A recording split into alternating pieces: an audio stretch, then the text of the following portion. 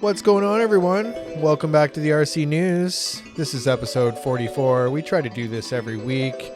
This week, I got a whole bunch of random RC stuff to show you, so let's check it out. Check out this big beetle. No, I'm kidding. It's a Porsche, I know. It looks like Traction Hobbies and Primal RC are working together to make this 1/6 scale Porsche. Pretty rad. Don't have a lot of pictures of the chassis. I saw a couple on Red RC or Big Squid, sorry, and it looks pretty nice. Looks like it's, very well built, but yeah, pretty rad looking. I like the blue, and yeah, big RC cars are rad, 1/6 scale, so pretty cool. And here's one out of left field. Looks like Hackfab made a full carbon fiber pulling sled for sled pulling competitions. $697, full carbon. Yeah, if you're running sled pulling contests and you need a new pulling sled, because most of the time you got to make your own, here's one from Hackfab. Man, I love sled pulling. It's pretty awesome. I used to go to the full-size ones a lot, and it's pretty rad seeing the scale stuff. Like a quadbuster pulling many hundreds of pounds is pretty badass. So yeah, sled pulling, soft spot in my heart. How about you guys? Go check out Hackfab. If you're looking to upgrade the servo saver on your Armagrom, it looks like Power Hobbies came out with this black alloy version in 25 teeth. Comes with a little arm. Looks like a nice little unit. I wonder how strong the spring is. Pretty cool. Nice little alloy upgrade. Well, if you missed this, it looks like Traxxas came out with the 50th anniversary of Bigfoot. Pretty cool. Look at all that gold. The only thing blue on it is the stripe, though. There's the OG one. There she is. But yeah, I don't know. Bothers me. It's independent suspension. It really bothers me that it's independent suspension. But I understand why. It's a basher. I'll get past it. Gold. This is a sweet little conversion kit that Avid has come out for X-Ray 1/10 scale. So X-Ray 1/10 scale uses little C-clips on their pistons. Super annoying. This is a conversion kit to allow you to just screw them on like a lot of other kits do. So pretty good conversion kit. You can use them with the pistons that go along with it that are machined of Delrin. So nice little package.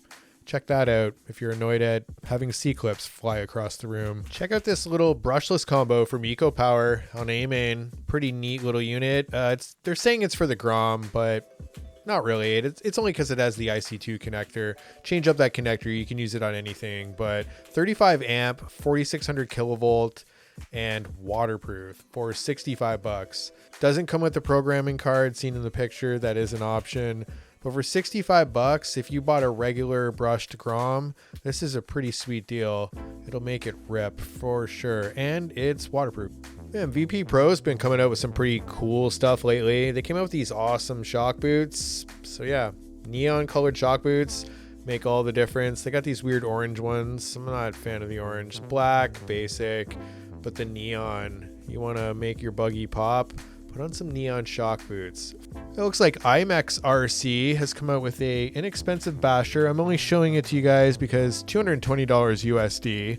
So compared to some other stuff out there, pretty good. With a 3S battery, they're saying 70 kilometers an hour. All metal diffs. Comes with a battery. Comes with a 3800 kilovolt motor. 30 amp ESC. I don't know about the back end on it though. See how narrow it gets before the bulkhead? Kind of interesting.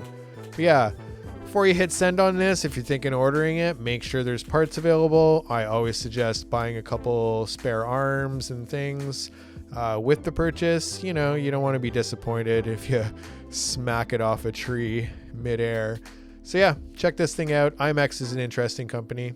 New basher from them. If you race 8 scale on-road, it looks like Serpent is teasing their new SRX8 GTR on-road nitro car. Pretty cool. Something new from Serpent. It's always nice to see their new on-road stuff. So yeah, be on the lookout for that.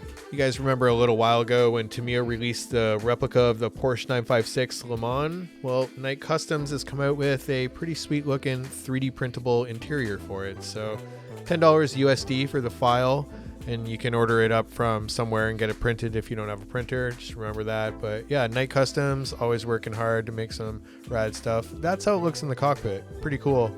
Yeah, nice little design. If you bought the 956, you can make it look more scale. If you're running Reef's Blade beadlock wheels, you can now buy brass faces for them. They come in sets of two, $56 Canadian, like $5 USD. Just joking.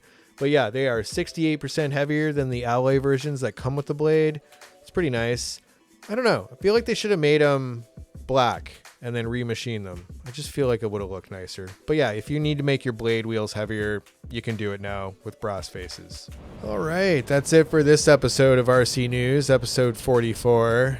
Really appreciate everybody stopping by. Here we are on a rainy Tofino beach, staring off in the abyss. Definitely wasn't thinking of RC cars at this point. Yeah, look at this place. It's beautiful. I don't know, this new segment, I think my favorite part was the shock boots. Neon shock boots. The 50th anniversary Traxxas annoys me, independent suspension. Oh yeah, and the Hackfab sled pulling. I don't know, it's not like I'm going to get into sled pulling. I mean, who does it around here? You guys got any sled pulling around your parts? I feel like middle of America's got it. I used to always go to Buffalo to watch sled pulling. Niagara Falls Convention Center. Man, I saw USA #1 there. I have a picture of me sitting in the wheel. So badass.